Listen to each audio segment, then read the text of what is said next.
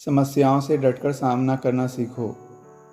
इन समस्याओं से जब तक भिड़ोगे नहीं तब तक अपनी ताकत का एहसास भी नहीं कर पाओगे और न ही जीवन में आगे बढ़ पाओगे।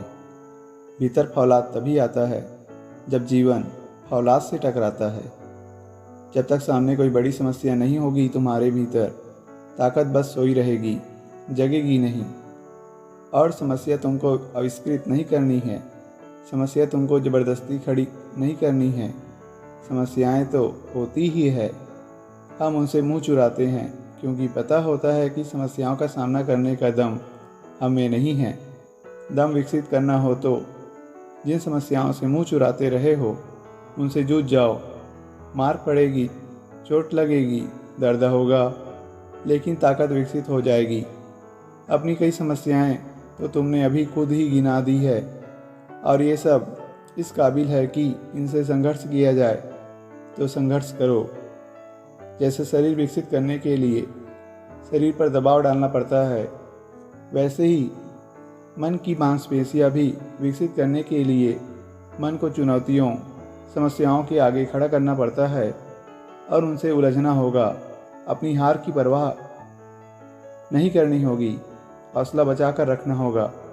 जो समस्याएं इस लायक हो कि उन्हें संबोधित किया जाए, उनसे संघर्ष किया जाए, उनसे पीछे मत हटो। असली चीज़ से मुंह मत चुराओ। और असली चीज़ से मेरा मतलब है कि जीवन की जो केंद्रीय समस्याएं हैं, जो तुम्हारी असली बेड़ियां हैं, उनकी ओर हम देखना भी नहीं चाहते। डर भी लगता है और आहत भी होते हैं। आहत इसलिए होते हैं कि अपमान की बात है ना, इसलिए बड़ी बेड़ियां हैं और लिए घूम रहे हैं। 23 साल के लड़के को तो वाकई इनकलाबी होना चाहिए।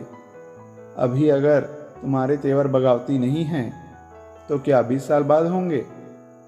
23 में तो चूल्हा गर्म होता है, कुकर की सीटी अभी भी नहीं बजेगी तो कब बजेगी?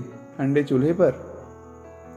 देखो, तुम अभी जैसे भी जी रहे हो वैसे इसलिए जी रहे हो क्योंकि तुम्हें लगता है कि ऐसे ही जिया जा सकता है। जो भी विकल्प है वो अजीब और अटपटे लगते हैं ना। को लेकर मन कहता होगा ऐसे थोड़े ही होता है। अच्छा ठीक है, वैसा नहीं होता जैसे विकल्प सुझाते हैं, पर वैसा होता है जैसे जिए जा रहे हो वो ठीक है। और जैसे जी रहे हो अगर वो ठीक नहीं है तो उसका विकल्प कितना भी अटपटा लगता हो उसको स्वीकार करो भाई। वैकल्पिक जीवन थोड़ा सा तो अटपटा लगेगा ही। कभी किसी मोटे आदमी को, बेहद मोटे आदमी को ट्रेडमिल पर दौड़ते हुए देखा है? कैसा लगता है? एकदम अटपटा लगता है कि नहीं? ये सब कुछ अटपटा तो लगता ही है, पर इसके अलावा कोई विकल्प है? जो भी कर रहे हो उसी पर ध्यान दो। अभी बैठे हो तो बैठने पर ध्यान दो। देखो ये हो क्या रहा है, देखो कि तुम्हारे बैठने में क्या गुणवत्ता है। बात करते हो तो उस पर ध्यान दो। होश में जियो। और जब तुम होश में जीने लगोगे तो तुम पाओगे कि अब तुम्हें एकाग्रता की ज़रूरत ही नहीं रही, क्योंकि एकाग्रता भी एक प्रकार का संयम है। एकाग्रता भी एक प्रकार का खिंचाव है।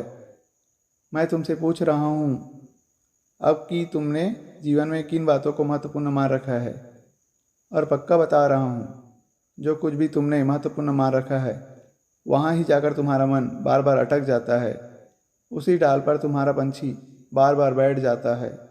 तो गौर से देखो अपने मन को और उनसे पूछो, क्या है तूने महत्वपूर्ण मान रखा है? किन मूल्यों को पकड़कर बैठा हुआ है? तेरी धारणाएं क्या हैं? जो तुम्हारी धारणा होगी वहीं तुम एकाग्रचित हो जाओगे।